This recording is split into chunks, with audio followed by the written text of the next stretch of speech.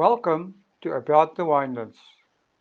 In this show, we will be chatting to influencers and leaders in the wine industry, winemakers, restaurants, and other businesses. Tune in every Wednesday and Friday for our latest episodes. You will find us on YouTube, Spotify, Google Podcast, and Apple Podcast.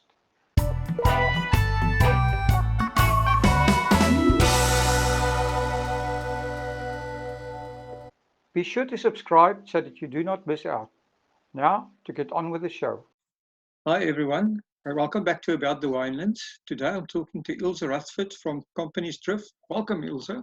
Glad to be with you and nice Yes, meeting you.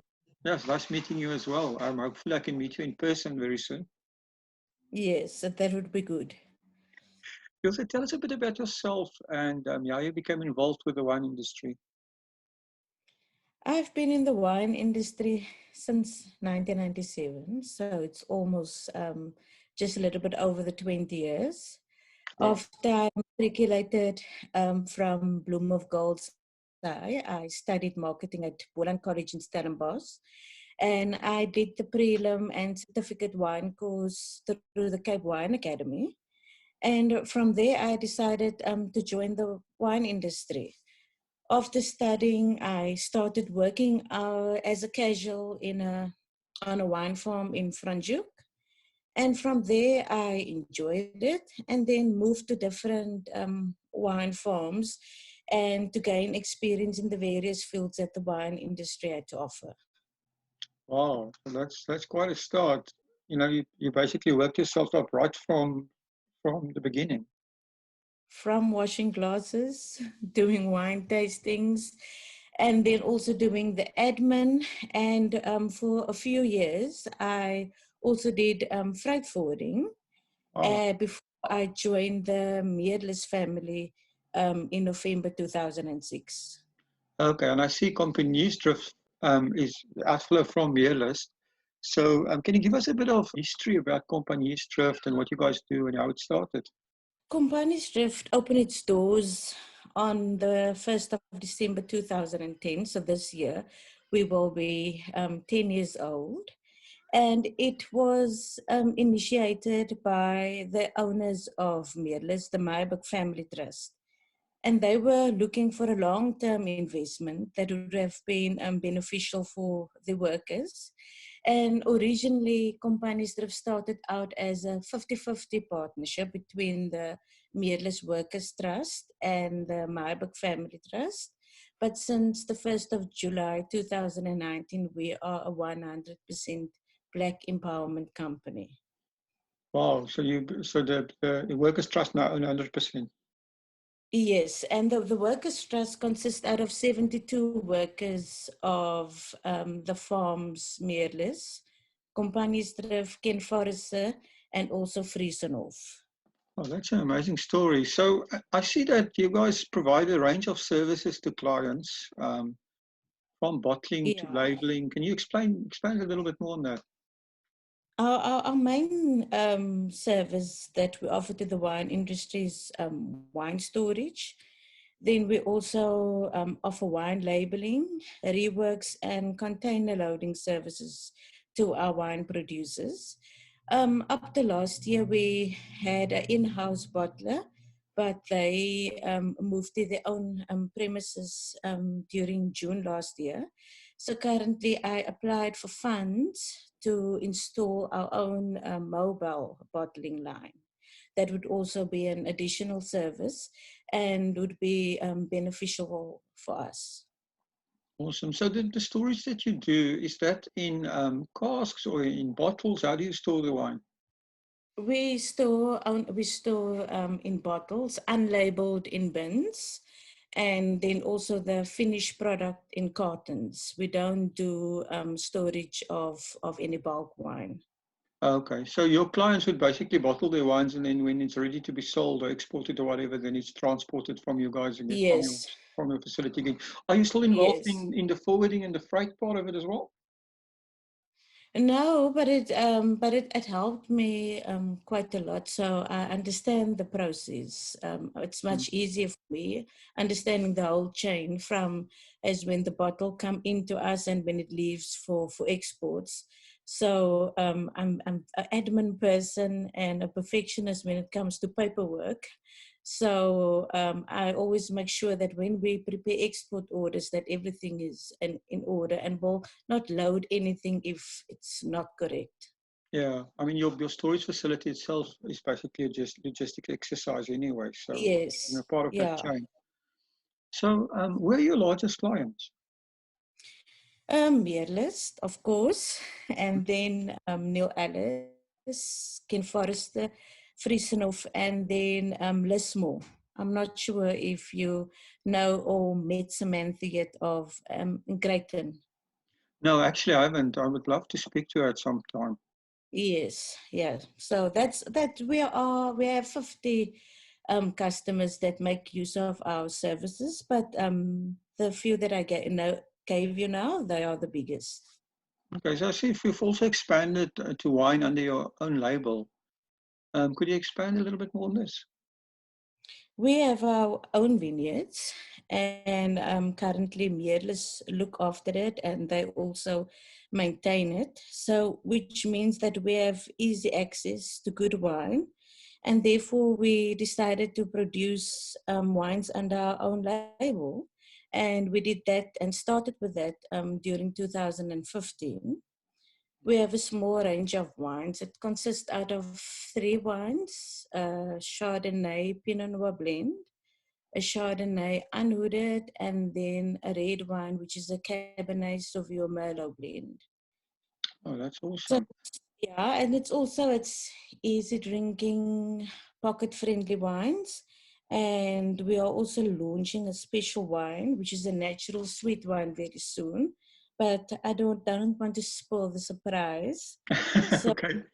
wait and see. It's a special project that I started. All right. Well, that's good. What we'll do is when you're ready to launch a special project, I'll check you about that specifically.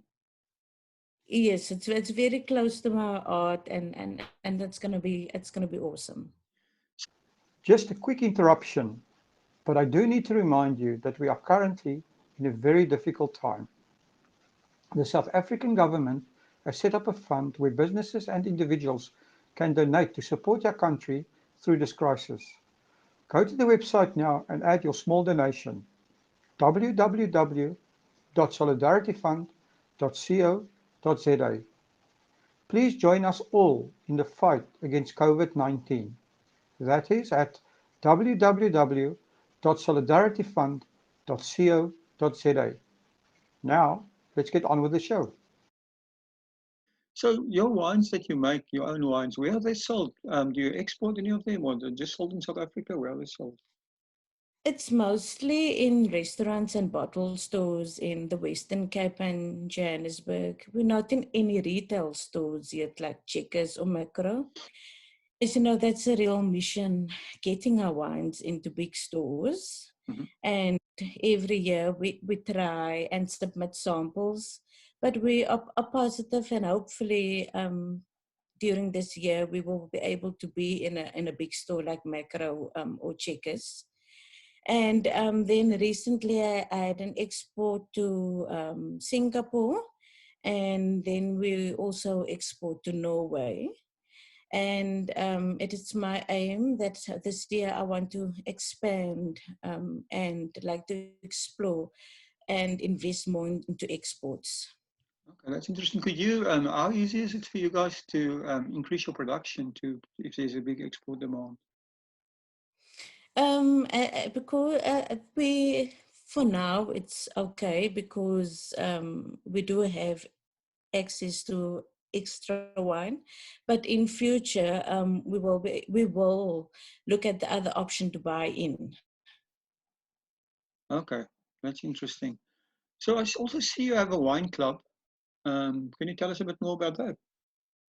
Yes, it's very small at the moment because it's difficult because we don't have a tasting room. So we only have a few private clients that order from us on a regular basis. And we also applied for funds to have a tasting room in the near future. And I think if we have a tasting room, it will be easier for us to grow a wine club and build our own customer base. But it is available, and if people would like to join, they can do so. And the link is on our website, and they can also order um, So via our wine if they're interested. what do people get when they join your wine club? Well, how does it work? It's for now. It's only that they get a 10% discount, and but we will arrange for delivery, and then we just send regular newsletters. But as I say, we need to expand and we need to grow, and I think it will be easier if we have our tasting room and we'll be able to build our own customer base. Well, you guys are in the right location for a tasting room. Yes, So yes. what Yeah, about and space for expansion? You know, to add a tasting room and say maybe later on a restaurant. Do you guys have space on your property? yes, when our in-house bottler moved to their own premises last year, some of the space became available. So we do have office space that we will renovate and change into a tasting room. And we also have additional parking space. So everything is there. I'm just waiting for the funds to be approved. Always the money that makes the world go round, isn't it? Yes, that I think that is the biggest mission. It's the process and the frustration and the delays if you apply for funding.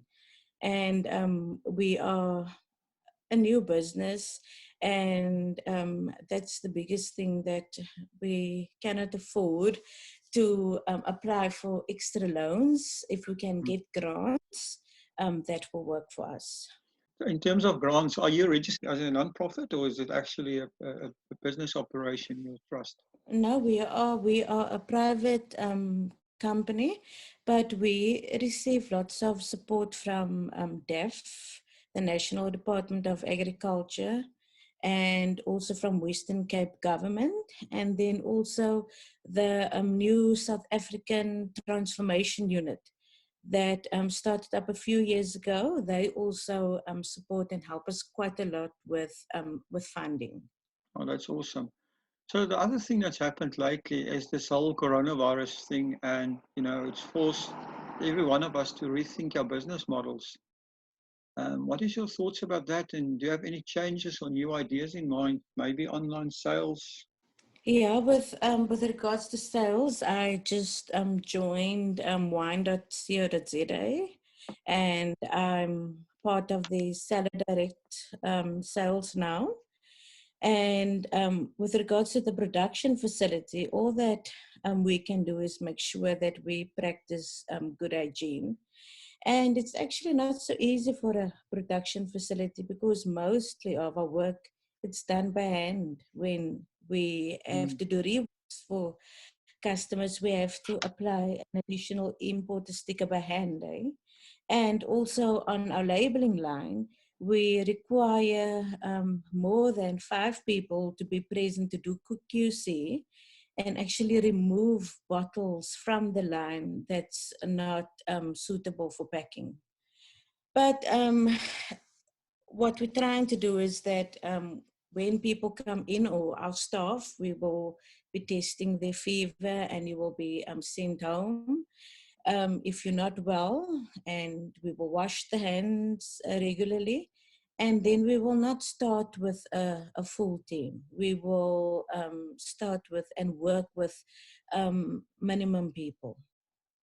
Okay, well, I suppose that's nothing more that you can do, right? Yes, yeah. I think it's difficult for everyone.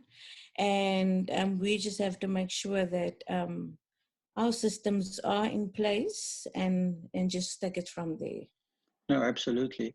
So yourself, what is the most important thing that you've learned from your wine journey? I love the wine industry. I don't think that I would fit in or want to work in any other industry. It's one of the most diverse and colorful industries. It has such a lot to offer. And it's also an industry where many people stand together. Now, with this COVID 19, I'm so amazed to see how Venpro, Hosa, and Selva are standing together and supporting us and keeping our interest at heart. And that makes it all worthwhile. And I don't want to be any other place than in the wine industry. Well, that's awesome to hear. So, as a last question, can you give us your very own wine quote or your favorite wine quote?